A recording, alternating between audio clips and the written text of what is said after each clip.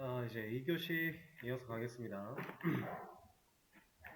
처음에 가입하라고 알려드렸던 이것들 하나하나 좀 짚어가면서 왜 이런 걸 가입해야 되고 수업 시작 전에 왜 오늘을 넘기지 말고 다 하라고 말씀을 드렸던 건지 한번 설명을 드려볼게요.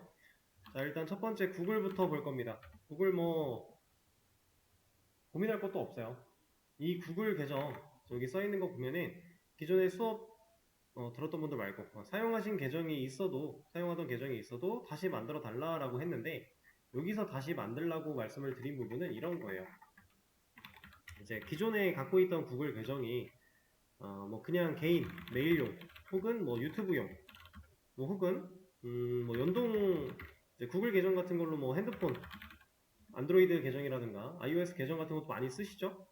그런 용으로 갖고 계시던 지메일 계정만 있다면 그때는 새로 하나 만들어서 개발용 혹은 공부용 이런 계정을 하나 갖고 있어라 라고 하는 말이었어요. 왜냐면은 이제 우리가 개발 공부, 언어 공부 이런 걸 하다 보면은 되게 다양한 사이트들을 접하게 될 거예요.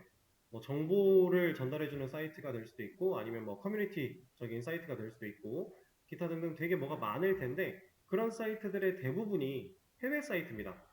그래서 계정 연동 같은 걸 하려고 했을 때, 우리가 요즘에는 뭐 일반적인 한국 사이트들 뭐 혹은 대중적인 사이트들을 들어가 보면 연동 로그인을 할 때 SNS 연동이라든가 아니면은 뭐 카카오톡 연동 이런 거 많이 하죠.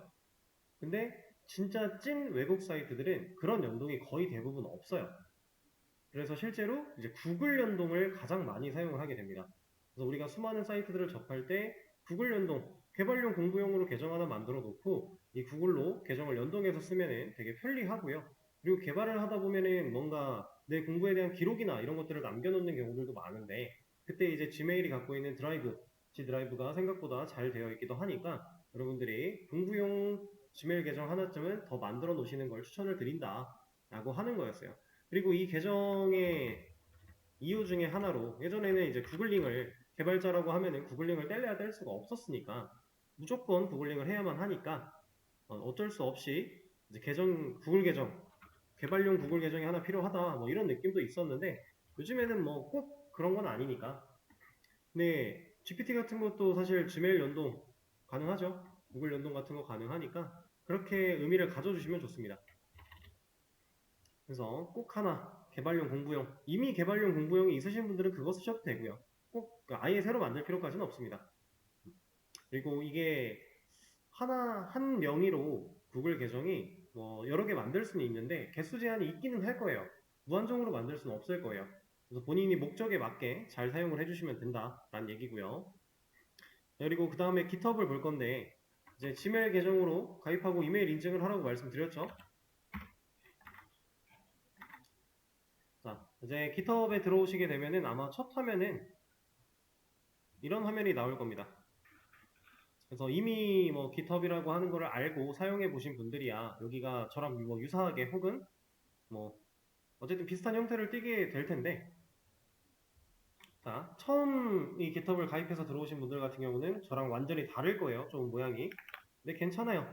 그리고 지금 이 수업, 자바 수업에서는 사실 이 GitHub에 대해서 직접적으로 다뤄본다거나 사용법을 알려드린다거나 하지 않을 겁니다. 근데 얘는 왜 필요하냐?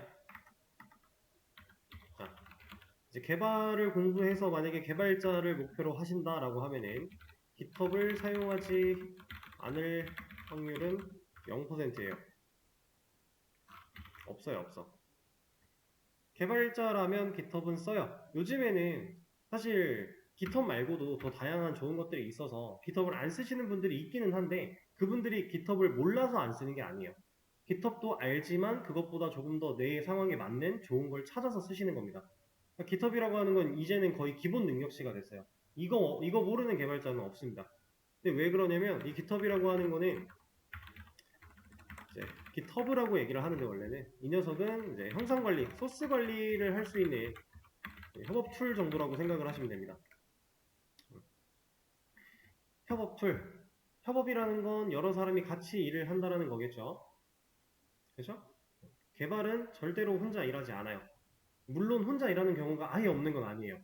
근데 어떠한 예를 들어서 자바를 지금 공부하려고 오셨으니까 자바는 이제 가장 대표적으로 웹을 많이 만들죠. 웹을 만드는데 어떤 웹을 만들기 위한 프로젝트를 이제 사업을 진행을 할 때 너 혼자서 이 웹 다 처음부터 끝까지 다 만들어 라고 하는 경우는 없어요. 애초에 내가 1인 개발자로 혼자 일하는 사람이 아니라면 그런 경우가 없습니다. 회사를 들어가셨다 절대로 없어요. 1인으로 일을 하는 경우는 이제 뭐 간단한 프로젝트 같은 경우 유지보수 차원에서는 1인으로 하기도 해요. 저도 많이 했었고. 근데 아예 새 프로젝트를 만들어 나가는 그 순간에는 없습니다. 그런 거 없어요. 그래서 개발은 무조건 누군가랑 같이 일을 해야 돼요. 근데 같이 일을 한다라는 이 상황 속에서 이 협업의 툴이 왜 필요하냐면, 자, 내가 어느 부분을 맡아서 개발을 할 거고요. 나 말고 다른 사람이 또 어느 부분을 맡아서 개발을 할 거예요. 근데 이렇게 맡아서 개발한 두 개의 코드가 서로 다른 프로젝트가 아니잖아요. 결국 하나의 웹이라는 걸 구성하기 위해 이 안에 다 포함이 돼야 되는 녀석들인 건데, 그쵸? 근데 서로 다른 영역을 개발을 했단 말이에요. 이건 이 코드랑 이 코드를 합쳐야 되죠. 하나의 프로젝트니까. 우리가 이걸 합치기 위해서는 만약 이런 툴을 사용하지 않고 그냥 직관적으로 합칠 거다라고 하면 이 사람이 작성한 코드 파일을 내 거에다가 똑같이 복사 붙여넣기를 계속 다 해야 돼요. 그리고 나서 그렇게 되면은 최종적으로 이 녀석이 이 완성 모습이 되겠죠.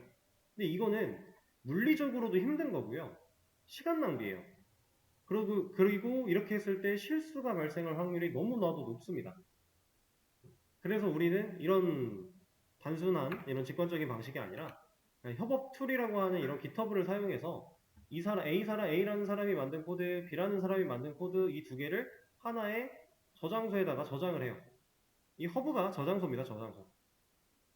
그래서 저장소에 저장을 해놨다가 이 사람이 작성한 거, 이 사람이 작성한 거를 하나로 합쳐버려요. 그 처리를 해줄 수 있는 그런 툴입니다. 당연히 유용하겠죠? 그래서 이 GitHub라고 하는 거는 거의 필수 소양이다 라고 생각을 하시면 돼요. 제가 예전에 공부할 당시만 해도 그때 당시에는 GitHub이 필수까지는 아니었어요. 그때는 뭐 SVN이라든가 뭐 다른 녀석들도 대중적으로 많이 사용을 하고 있던 시절이어가지고 꼭 GitHub이 아니어도 돼 라는 느낌이 있었는데 그로부터 조금 뭐 한 1년 정도 지나니까 이제 이것들은 서서히 다 사라지게 되고 참 몇 개 안 남았어요 이제 사용하는 곳이 대부분 다 GitHub을 사용을 하더라고요. 어쩔 수 없이 받아들여야 되는 부분이다. 그래서 이 녀석은 수업에서 직접적으로 다뤄지진 않겠지만 여러분들의 앞으로를 생각하면 꼭 할 줄 알아야 되는 녀석이니까 어느 정도는 사용법을 좀 검색을 해서 기본적인 사용법은 좀 익혀두시는 걸 추천을 드립니다. 그리고 이 GitHub을 또 써야 되는 이유 중에 하나가 여러분들이 언어 공부하고 뭐 좀 더 준비해서 만약에 취업을 생각하고 있는 사람이다. 나는 취업이 목표야. 그 중에서 이제 기초 언어인 자바를 먼저 시작을 하는 거야 라고 생각하시는 분이라면 이해를 좀 해야 돼요. 요즘에는 뭐 그렇게 크게 많이들 안 본다고는 하는데 그럼에도 불구하고 아직 보는 곳들이 꽤 있습니다. 이거는 뭐냐면 이 부분이 이제 GitHub 잔디 심기라고 표현을 해요. 잔디. 이 초록 색깔로 점이 찍혀 있는 녀석들이 가득 차면은 잔디처럼 보인다 해가지고 잔디 심기라는 표현을 쓰는데 이건 뭐냐면 월이 있고요. 요일이 있어요. 그쵸? 그리고 연도가 있습니다. 그리고 레스와 모어리 있어요. 아무것도 없는 거, 초록색이 아예 없는 거 안 했다라는 거예요. 연한 초록색 뭐 하나 두 개, 뭐 진한 초록색 좀 더 많이. 여기 이 색깔 진해질수록 점점 더 많은 기록을 남겼다라는 거거든요. 이제 내가 코드를 수정하고 그 수정한 코드를 이 GitHub이라는 저장소에다가 올리면 업로드를 하면 이 색깔들이 점점 진해져요. 근데 이 잔디 신기가 그래서 뭐냐? 얘는 내가 얼마나 성실하게 공부했냐를 볼 수 있는 약간 일련의 척도 같은 거예요.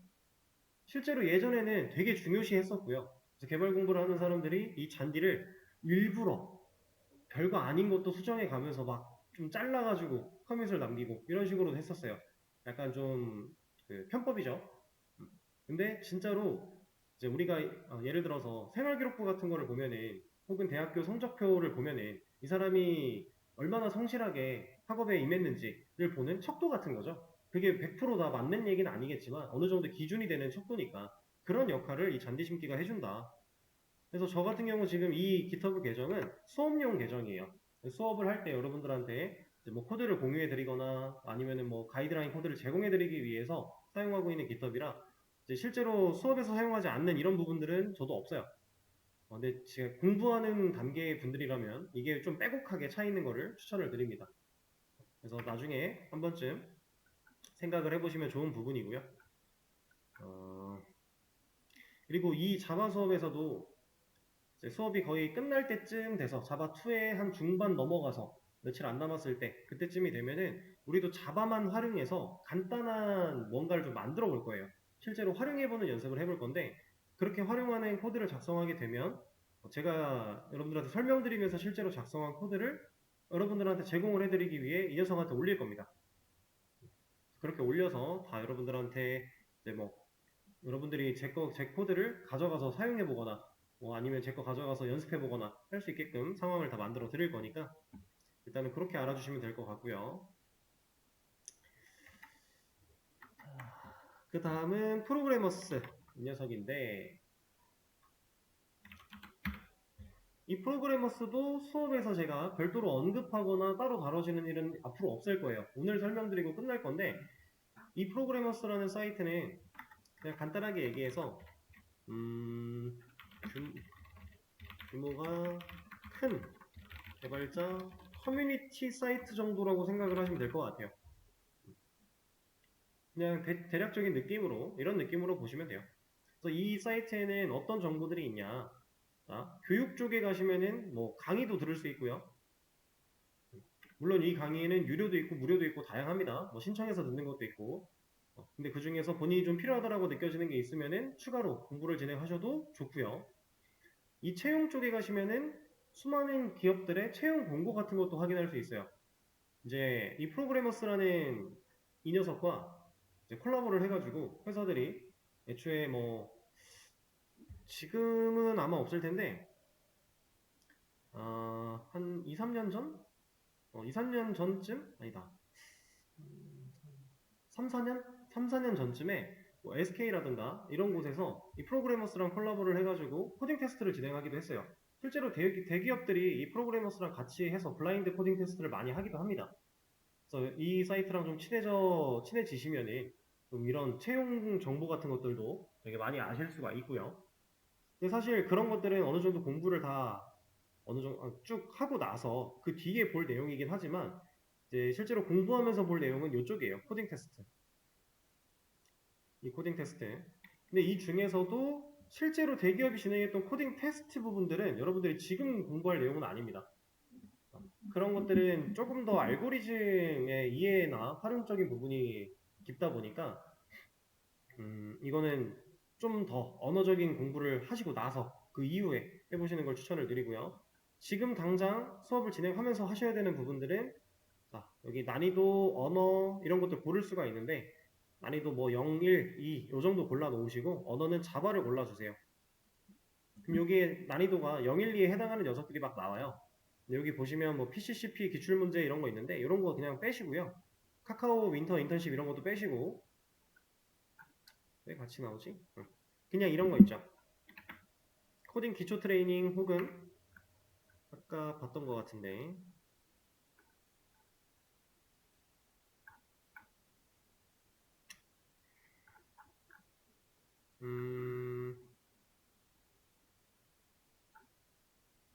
그냥 이런 거 푸시면 되겠네요.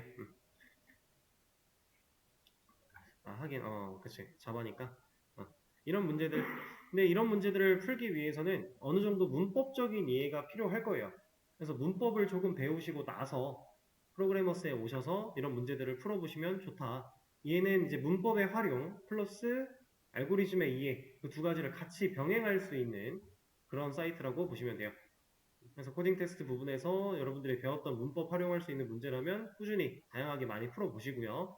그리고 어느 정도 공부를 하고 났을 때 이제 이 채용 쪽에 오셔서 채용 공고 같은 거를 보시면은 되게 많은 기업들이 올라와 있어요. 그 중에서 여러분들이 좀 이름 보면 알 법한 거를 한번 찾아보자면 롯데 이노베이트 이런 것들도 뭐 괜찮긴 한데 뭔가 조금 다른 느낌으로 좀 더 찾아볼게요.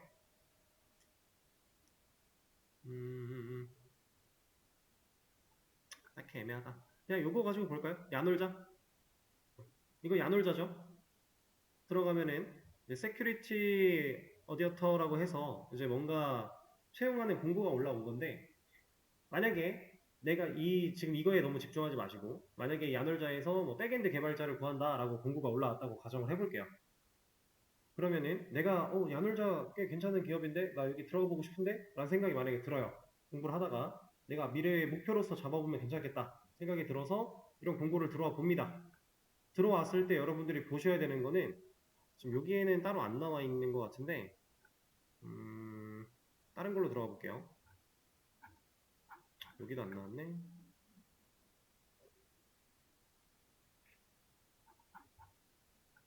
소프트웨어 엔지니어. 이런 거. 이제 채용 공고에 들어오시면 이렇게 기술 스택이라는 게 나와요. 여기 보면 깃이랑 파이썬 들어가 있죠. 그럼 최소한 깃을 다루는 능력과 파이썬을 다루는 능력은 필수란 얘기예요. 이런 기술 스택. 여러분들이 봐야 되는 건 이런 겁니다. 그리고 뭐 업무 소개나 뭐 아니면은 담당 업무 이런 것들. 이제 공고를 올려놓은 회사들마다 그런 글들의 내용은 좀 다르겠지만 여러분들이 집중해서 보셔야 되는 거는 이런 것들. 그럼 내가 목표로 한 기업이 주로 어떤 스킬을, 어떤 기술을 원하는구나 라는 거를 미리 체크하실 수 있는 거고, 그렇게 기술이 체크가 됐다면 그 기술을 공부하시면 돼요. 그리고 어느 정도 기본기를 갖췄고 내가 이걸 가지고 활용을 할 수 있는 단계가 됐을 때 아니 이 회사를 노려볼 수 있는 거죠. 그런 느낌으로 이제 채용 공고들을 보시는 것도 좋다라고 하는 겁니다. 그래서 얘는 좀 심심하실 때 한 번씩 오셔가지고 이것저것 좀 눌러보시고 둘러보면서 좋은 정보 있나 확인해 보시는 게 좋아요.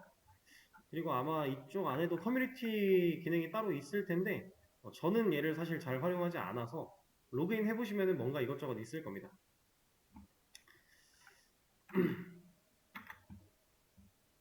그래서 앞으로 제가 따로 언급하지 않겠지만 여러분들이 공부를 어느 정도 했다면 이런 것도 들어가서 풀어보는 거예요. 이런 거. 얘는 음, 음. 여기 수업 페이지에 있는 알고리즘 문제입니다. 이런 거. 한 번씩 뭐 어느 정도 문법 배우고 나면은 풀어보시면 좋다. 아까 코딩 테스트 연습에서 문제 레벨 골라가지고 들어오면 이런 식으로 문제가 뜹니다. 그래서 로그인해서 정답 입력하고 제출하면은 맞는지 틀린지 알려줄 거예요. 이렇게 많이 풀어보시면 좋고요. 이거 말고 여기. 자, 그러면 그 다음에 코드.org인데 요거는 조금 이따가 얘기를 드리도록 할게요. 그래서 밑에 있는 타이핑 클럽이라고 하는 거를 보겠습니다. 자, 이 타이핑 클럽은 뭐 사실 별거 없어요. 이거 그냥 타자 연습이에요. 타자 연습. 타자 연습 사이트. 그러니까 웹상에서 타자 연습을 할 수 있는 사이트인데 얘는 꼭 얘를 쓰셔야 된다는 절대로 아닙니다. 이 사이트를 활용해라 이런 게 아니라 그냥 여러분들이 타자 연습을 좀 하셔야 돼요. 당연히 영타겠죠? 우리가 언어를 다루고 개발을 하다 보면은 한글을 쓸 일이 거의 많지가 않아요. 거의 다 영어를 사용을 해야 됩니다. 영어를 써줘야 되는데 영타가 내가 독수리 타법으로 50타 친대요. 영타를. 그러면 당연히 영어로 뭔가 막 작성하면서 코드를 짜야 되는데 오래 걸리겠죠. 그렇죠? 50타 치는 사람이랑 200타 치는 사람이랑 똑같은 일을 해야 되는 상황인데 누가 빠르겠어요? 당연히 200타가 빠르지 않을까요? 이건 당연한 얘기입니다. 단순하게 타수가 느린 거니까. 우리는 영어를 계속해서 적어야 되고 영타를 쓸 수밖에 없는 길에 발을 들였기 때문에 영타는 최소 200 정도는 해주셔야 돼요. 최소. 내가 영타가 200이 안 나와. 그러면 조금씩만 연습하세요. 200 금방 나와요. 저도 영타 그렇게 빠르지 않고요. 저도 뭐 그냥 편안한 마음으로 그냥 영타 뭐 예를 들어서 한 컴 타자 연습해서 검정 같은 거 한다. 타자 검정 같은 걸로 영타 한다. 그러면은 조금 편안한 마음으로 했을 때 한 250타에서 300타 정도 나올 것 같아요. 근데 좀 긴장해서 딱 하면은 300타 좀 넘게 나올 수 있을 것 같기는 해요. 네, 그거는 사실 200타만 넘으면은 별로 중요하지 않아요. 기준은 200타입니다. 이 200타를 기준으로 잡은 이유는 간단한 게 실제로 코드를 작성할 때 다 영어를 쓰는 건 맞거든요. 근데 영어로 풀 타이핑을 하진 않아요. 예를 들어 코드를 뭐 이런 식으로 작성을 해야 된다 라고 하면 이만큼을 풀로 다 타이핑을 하지 않습니다. 어느 정도 타이핑을 하다가 우리는 자동 완성 기능을 많이 활용을 할 거예요. 나중에는. 그러니까 이 어느 정도를 치기 위한 200타 그 정도만 되면 사실 큰 차이가 없다. 그렇게 생각을 하시면 돼요. 그래서 기준은 딱 200타로 잡으시고 내가 200타가 안 돼. 0타 200타가 안 돼. 150 정도 나와. 그럼 조금만 연습하시면 되겠죠. 근데 내가 100타밖에 안 돼. 그럼 좀 더 연습을 하셔야겠죠. 얘는 단기간에 바싹 노력한다고 되는 게 아니라 오랜 기간 동안 조금씩 하시면 자연스럽게 늘어나는 겁니다. 그래서 본인 타수에 맞게끔 생각해서 뭐 이걸 쓰셔도 되고 아니면 한 컴 타자 그걸 영어로 바꿔서 하셔도 되고 상관은 없어요. 그런 녀석이었고요. 그 다음에는 코드업.kr 이 녀석을 좀 볼게요. 얘는 이제 별도의 연동 로그인 같은 게 없어서 그냥 따로 로그인을 하셔야 되는데 저도 로그인을 한번 해볼게요. 자, 이 사이트를 들어오셨을 때 얘는 아까 전에 프로그래머스가 제공하는 테스트 문제들은 문법 플러스 알고리즘이었어요. 그죠? 근데 이 코드업은 100% 문법이에요. 그러니까 문법 활용하는 문제를 풀어볼 수 있는 사이트다 라고 보시면 돼요. 근데 얘가 가지고 있는 문제가 그렇게 많지는 않습니다. 딱 우리는 100문제 정도 풀 건데 그 100문제 중에서도 몇 개는 안 풀 거예요. 실제로 풀 수 있는 문제는 그렇게 많지 않은데 사이트에 로그인 하시고 이 문제집 이쪽으로 오시면 문제의 문제집 여기로 오시면 C 언어 기초 백제라는 게 있어요. C 언어랑 파이썬 두 개 있는데 자바 없죠? 자바 없는데 우리는 C 언어 기초 백제를 볼 거예요.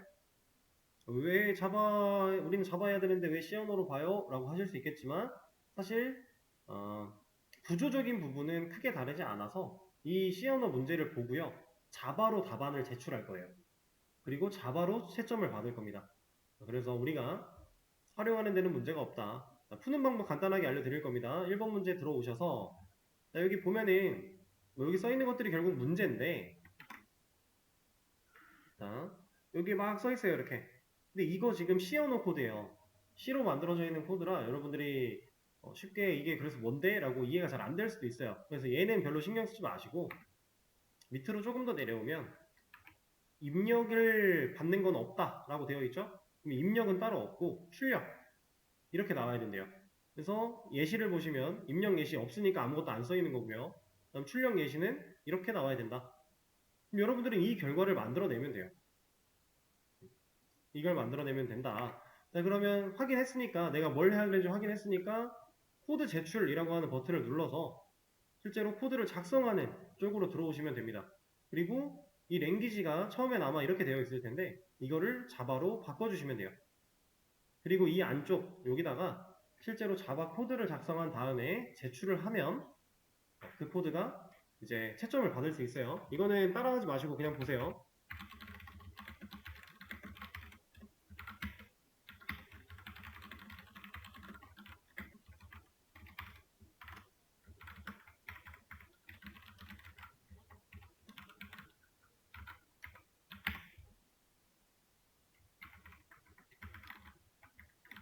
이거였나?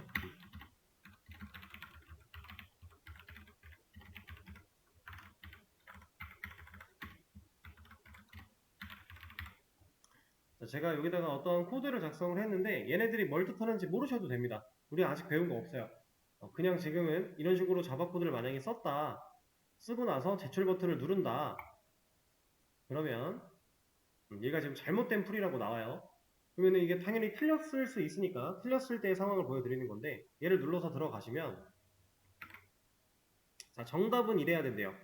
근데 제가 지금 출력한 결과는 저의 결과는 이거래요. 뭐가 달라요? 소대문자가 다르죠.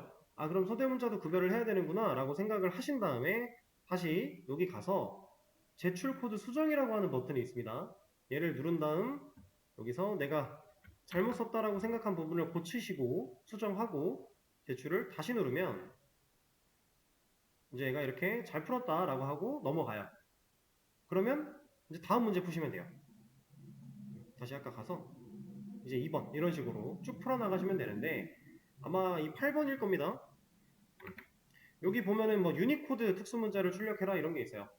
근데 유니코드 뭐 비트 시프트 비트 연산 이런 단어가 쓰여 있는 문제들은 안 푸셔도 돼요. 이거 뭐 그냥 굳이 모르셔도 되는 부분이긴 한데 C 언어는 우리가 어떠한 숫자값과 문자값에 대해서 표기를 할 때 ASCII 코드를 사용을 하거든요. 근데 자바는 유니코드를 사용을 해요. 그래서 둘이 좀 다른 건데 뭐 이거 몰라도 되고요. 사실상 C 언어에서는 ASCII 코드가 어느 정도 좀 필요한 부분이 있지만 자바에서 유니코드는 모른다고 해도 전혀 무방할 것 같아요. 이제 우리가 웹을 만들려고 하는 목적에 초점을 두고 바라본다면 유니코드 실제로 쓸 일 거의 없다. 모르셔도 되니까 그런 문제들은 제외하고요. 그리고 자바에서는 비트 연산 같은 경우도 사실 큰 의미를 가지지 않아요. 그래서 이거 다 모르셔도 무방하다. 그런 문제들은 다 스킵해 주시면 됩니다. 그러면 사실 풀 문제 그렇게 많지 않을 거예요. 여기 보면은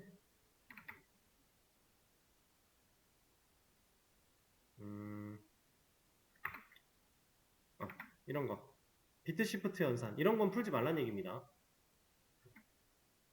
비트 단위 논리 연산 이런 것도 마찬가지. 요 정도 안 하면 되겠네요. 그리고 중간에 들어갔는데 뭐 유니코드 관련된 얘기 나오면 그것도 스킵하시고 이런 식으로 해서 이것도 문법을 어느 정도 배웠다. 예를 들어 우리가 출력문을 배웠다. 그러면 출력하기 문제 푸시면 되고요. 입력에 대한 거는 초반에 안 배울 거니까 뭐 조건에 관련된 부분을 배웠다. 그럼 이런 조건 문제 풀어보시는 거고요. 이런 느낌으로 해서 문법 공부하는 문제들 풀어보시면 된다.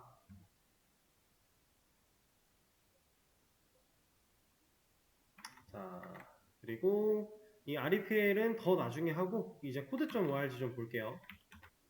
아까 보니까 한 분이 이미 하고 계시는 것 같던데 이 코드.org 같은 경우는 아까 전에 아이고, 우리 프로그래머스가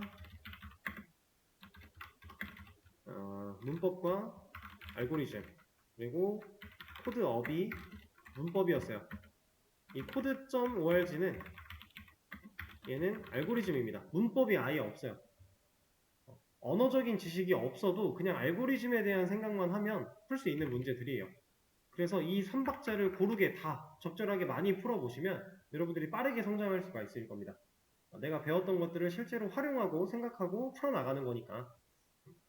그래서 이 코드.org 얘는 간단하게 하나 보여드릴게요. 일단 로그인을 먼저 해주고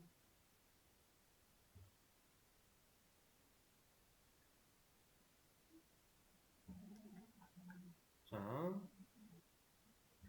이제 여러분들도 이거 여기 말고 가정 무기 여러분들도 일단 3부터 시작을 하세요. 과정 3 근데 3을 풀다가 이거 3 너무 어려운데 싶으면 그때 2로 내려가세요. 왜냐면 1부터 시작하는 거는 조금 너무 좀 그래요. 너무 이지해요. 그래서 3부터 시작을 하셔도 무방하기 때문에 여기다가 제가 좀 적어 드린 게 있죠. 이거 수업 페이지에 있는 링크 드립니다. 그래서 코스 3부터 먼저 진행을 해 보시고 3이 좀 어렵게 느껴진다면 2단계로 내려가시고 3을 무난하게 다 했다면 4단계로 올라가시면 되는 거예요. 이렇게 해서 하시는데 일단 3단계 기준으로 딱 들어왔을 때 이 페이지는 왜 번역이 되어 있는지 모르겠네요. 내가 한글로 해놨나? 일단 들어오게 되면은 여기 언플러그드 활동이라고 하는 게 있어요. 언플러그드 뭐 액티비티 이런 식으로 써 있을 텐데 영어는 그 녀석들은 안 하셔도 돼요. 안 해도 되고 이제 이렇게 숫자가 써 있는 녀석들만 하나씩 하나씩 해결을 하시면 되는데 이 3코스에서 이 컴퓨터 과학적 사고 얘네들은 굳이 안 보셔도 상관은 없습니다. 여기서부터 시작을 하셔도 무방해요. 그래서 제가 이거 가지고 예시를 들어 드릴 거예요. 1번 들어가면 문제가 나와요. 이거 영어로 나오면은 영어로 나오는 거 보기 싫으면은 그냥 우클릭해서 한국어로 번역하셔도 똑같습니다. 제가 한 거랑. 이렇게 되어 있는 거랑. 그래서 이게 문제고요. 문제가 뭐라고 해요, 지금? 좀비가 해바라기한테 가야 된대요. 그죠? 그러면 문제 확인했으면 확인하시고요. 이제 실제로 이 좀비 녀석을 이 해바라기한테 갈 수 있게끔 만들어주면 됩니다. 얘를 움직이게 하는 방법은 여기에 있는 이 블록을 이 실행화면이라고 써져 있는 이 블록 밑에다가 쌓아주면 돼요. 자, 쌓는 방법은 드래그 앤 드랍. 끌고 와서 붙이고, 끌고 와서 붙이고, 이런 식으로. 만약에 제대로 안 붙으면은 이렇게 색깔이 연해지는데 이 상태면 얘는 실제로 실행되지 않는 부분이 돼요. 그래서 이렇게 만약에 끌고 와서 딱 붙였다. 앞으로 이동이래요. 자, 이 좀비가 이 해바라기한테 가려면 앞으로 가야 되죠. 왼쪽으로 돌아야 되나요? 오른쪽으로 돌아야 되나요? 그냥 앞으로 가면 되겠죠. 그래서 앞으로 이동을 하나 놓고 제가 실행을 한번 눌러보면 얘가 앞으로 가긴 갔는데 한 칸만 가요. 한 칸. 지금 이쪽에 얘가 여기 서 있다가 한 칸을 간 거죠. 이렇게. 그럼 얘가 몇 칸을 더 가야 해바라기까지 가요? 한 칸? 두 칸. 그죠? 한 칸을 더 가면 여기 있을 거고 한 칸을 더 가면 여기까지 올 거니까. 그럼 두 칸을 더 가면 앞으로 이동을 두 번 더 하면 그럼 얘가 갈 수 있지 않을까요? 그죠? 그럼 처음 상태로 돌려놓고 다시 실행을 눌러볼게요. 이러면 도착해서 해바라기를 맛있게 먹고 이제 다음 문제로 넘어갈 수 있는 단계가 됐습니다. 자, 다시 실행할 수도 있고 다 넘어갈 수도 있고 한데 지금 이렇게 앞으로 이동 3개를 해서 짝짝 잘했어요 라고 하고 다음 문제로 넘어가라고 하는 거는 이제 올바른 정답을 찾아낸 거예요. 근데 만약에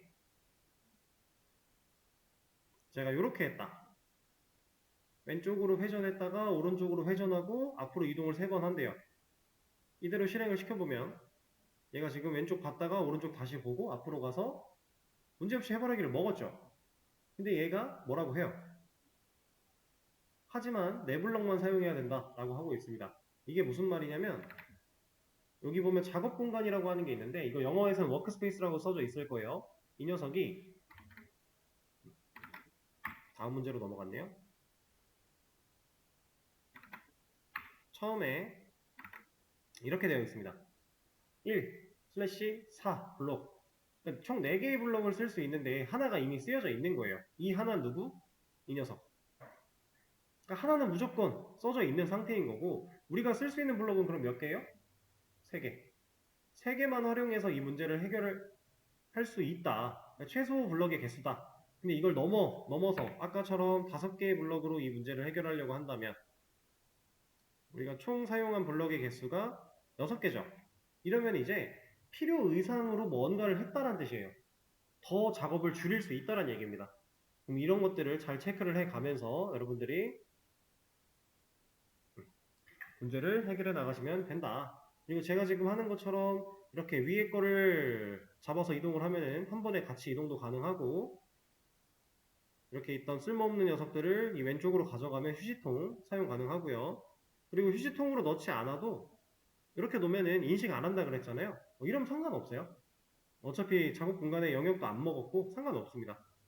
그래서 자유롭게 이렇게 이것저것 해보시면서 이제 문제들을 쭉 풀어 나가시면 돼요. 지금 이 문제 같은 경우는 진짜 쉽죠?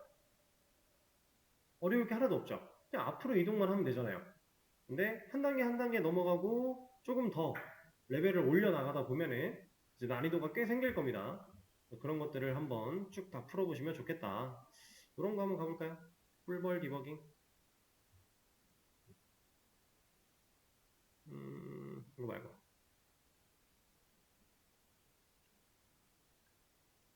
중첩 방법. 여기가 낫겠다. 이런 거 보면은 이제 뭐가 좀 많아졌어요. 이런 걸 활용해서 이 위에 있는 이 문제를 해야 된다. 처음보다는 아무래도 조금 더 어려워졌겠죠? 근데 사용할 수 있는 블럭은 4개밖에 없대요. 그러니까 난이도가 올라갈 거니까 한 단계 한 단계 천천히 잘 풀어보시면 좋다. 여러분들이 수업 시작할 때 오셔서 10분 동안 뇌를 풀 때 하셔야 될 게 이 녀석이에요. 코드.org.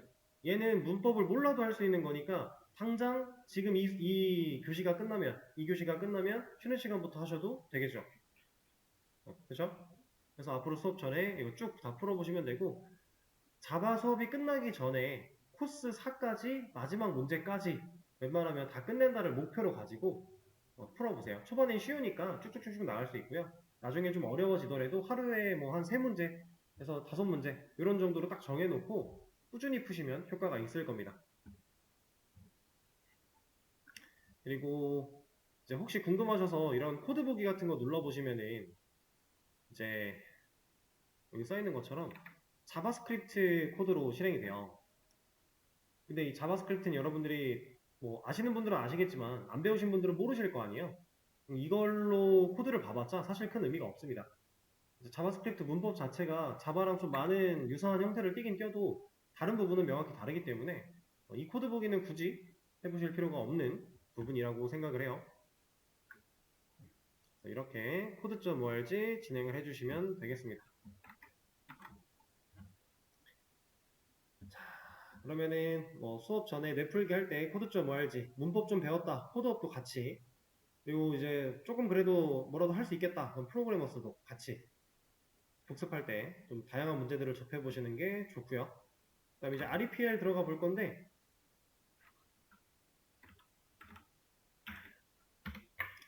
이 REPL 레플릿이라고 하는 이 사이트 같은 경우는 이제 일단 GitHub으로 연동 로그인을 해주고,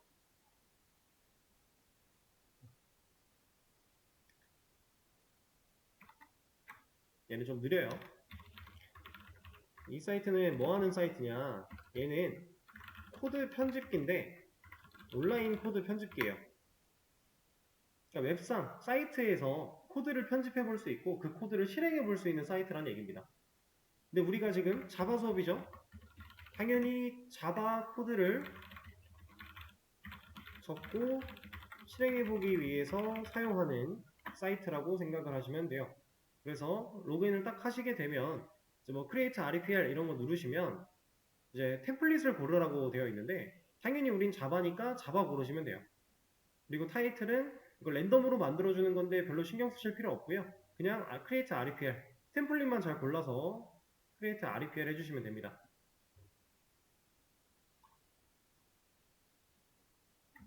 자,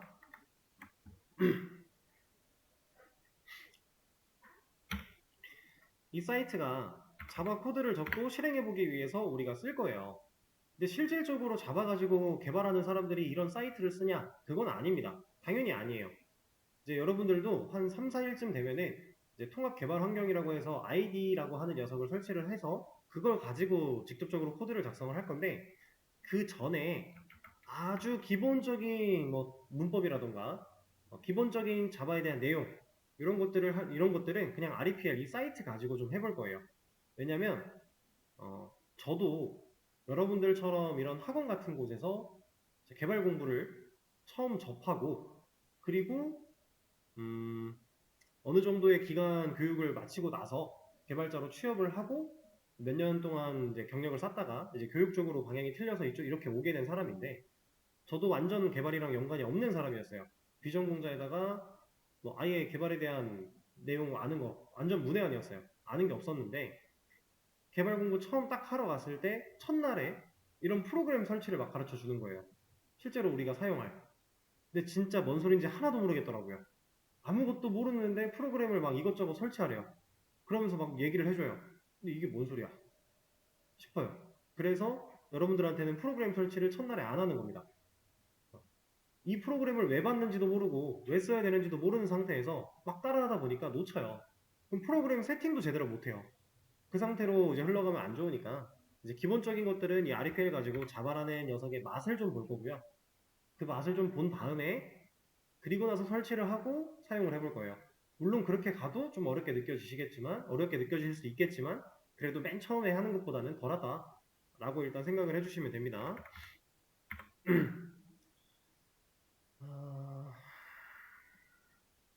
그리고 이 얘기는 이해가 안 돼도 괜찮은데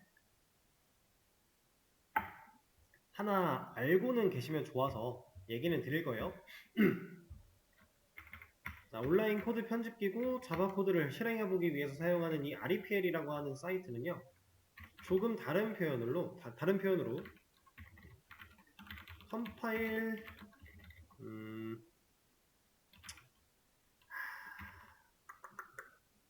컴파일, 컴파일이 가능한, 아니다, 컴파일을 해주는 사이트 정도라고 일단 또 표기를 해볼게요.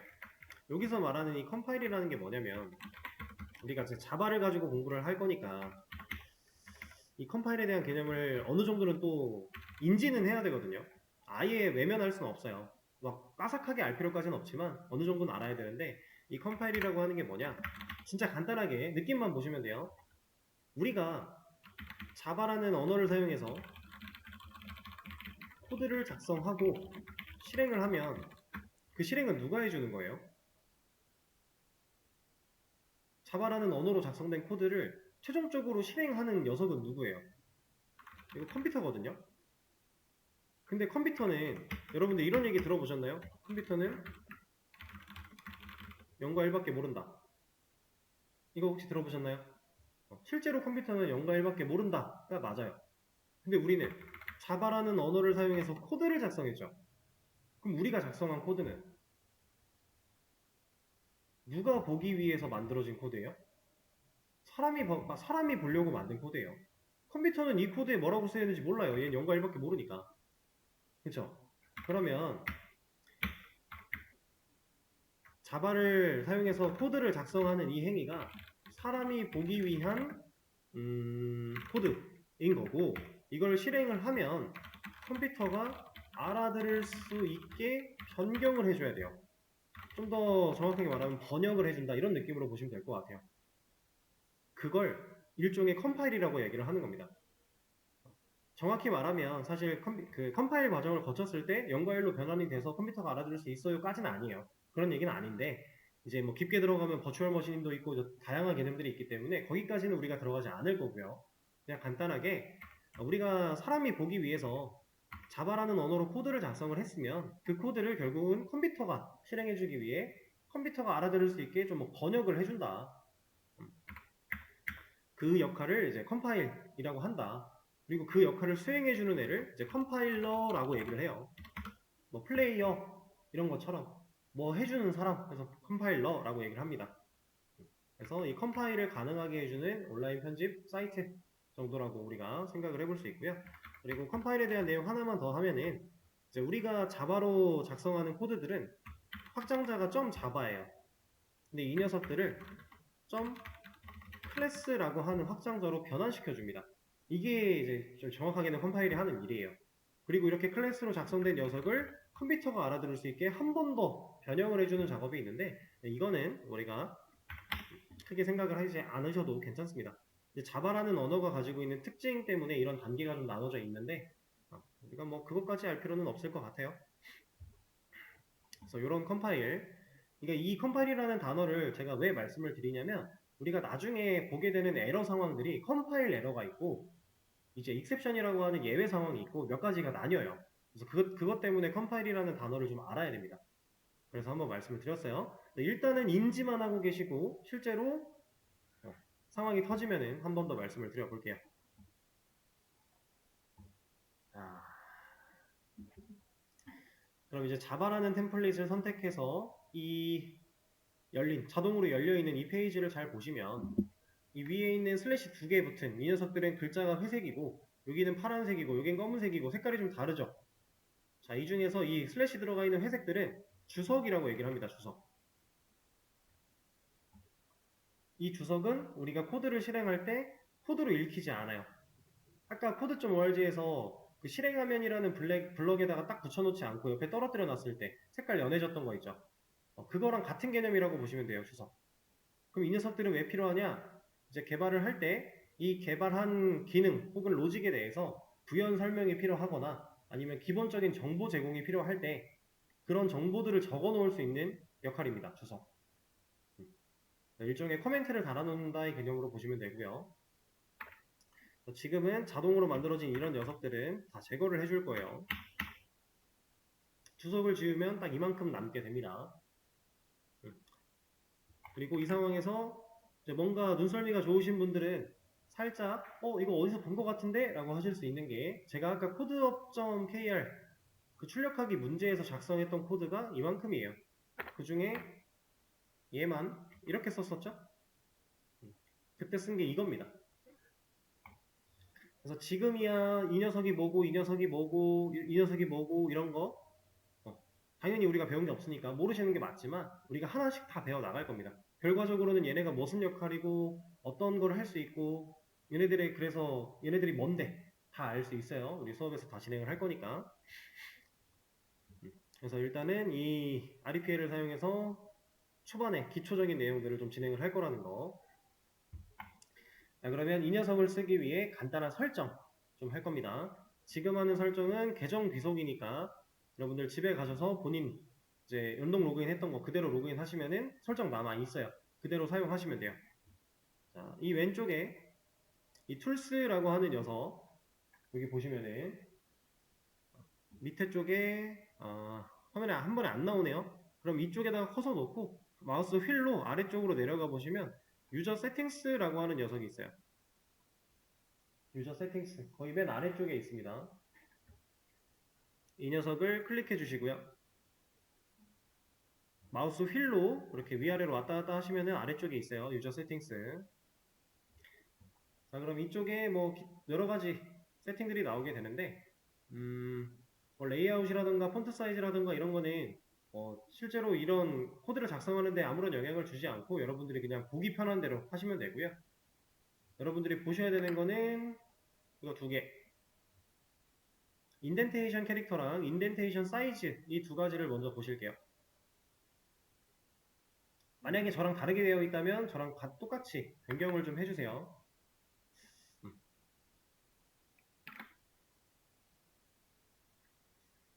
이 인덴테이션이라고 하는 녀석은 이따가도 한번 말씀을 드리겠지만 이게 들여쓰기 관련된 내용인데 좀 중요해요. 그래서 스페이시스에 2로 설정을 해주시고요. 그 다음에 밑으로 좀 더 내려가서 자, 혹시 이 AI 코드 컴플레이션이라고 하는 이 녀석이 활성화가 되어 있다면 이거 활성화를 꼭 해제해 주셔야 됩니다. 근데 아마 활성화 안 되어 있을 거예요. 안 되어 있을 거고 이거 좀 더 밑에 코드 인텔리전스라고 하는 이 녀석 얘도 만약에 활성화가 되어 있다면 얘도 꺼주세요. 이게 결국에는 자동 완성 관련된 기능인데 여러분들 지금 아무런 문법도 모르는 상태에서 자동 완성은 여러분 오히려 독이에요. 왜냐면 우리가 타이핑을 하는 중간중간에 막 이것저것 엄청 많이 나올 거거든요. 근데 그걸 알고 쓰면 되게 좋은데 모르고 쓰면 오히려 더 헷갈리니까 자동 완성은 일단 끄고 가는 겁니다. 두 개 꺼주시고요. 나머지는 뭐 크게 그나마 여러분들이 보셔야 될 건 테마 정도? 테마 여러분들이 원하는 걸로 눈 안 아픈 걸로 골라서 사용을 해주시면 되고 얘는 별도의 저장이 없습니다. 그냥 선택했으면은 이 클로즈 탭 X 표시 눌러서 꺼주시면 돼요. 자, 이렇게 뭔가 탭이 생겼다가 닫히면 이렇게 쉘 쪽으로 넘어갈 텐데요. 우리는 이 쉘이라고 하는 영역을 가지고 뭐 할 게 없어요. 그래서 얘는 끄셔도 되고 아니면은 이 옆에 있는 콘솔이라고 하는 부분 이 부분 눌러주시면 됩니다.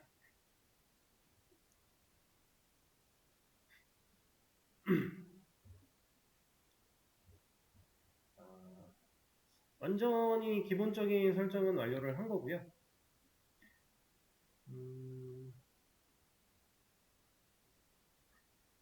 이걸 활용해서 우리가 코드를 좀 작성을 해 볼 건데